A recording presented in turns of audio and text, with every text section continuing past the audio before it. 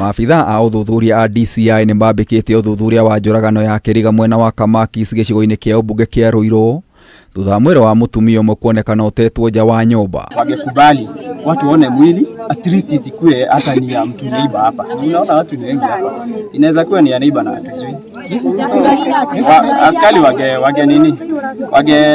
tukubalia tuone. Kuringana na riboti ya borithi mwiri uyu urahithukirio wikiritwo ithanduku-ini urari na nguraro mwena umwe wa uthio na ritho ria urio. Ni gukunjitwo gwiciara kunjirwe flesh tondu agukunjikite wega piu akaiganira wega piu. Oho moigite kuri na uhotekeku mutumia uyu arorageirwo mwena ungi na gucoka guteo mwena uyu wa Kamakis riu makiambika uthuthuria wa ni magikorwo matabanitie njuragano eno. Ingana na vile tunakisia tunaona kama huu mwili ni kuletwa, kwa sababu hakuna mtu amepiga ripoti katika hiki kijiji akisema jamii yake ama rafiki yake amepotea. Uneta guito araitirwo gutirari gwiciana na fight ni to gutiuma na internal external injuries nyingi tondu ni kiria ndona no efurite mwena omwe kidogo na mundu ringi uratunditio kidogo. Giko ikia unyamu ni gikomithetio ni aikari gikamura matongoretio ni chifu wao Joseph Ndwiga. Shangaa sana kwa sababu kitendo kama hichi katika location yangu ya Gikomari,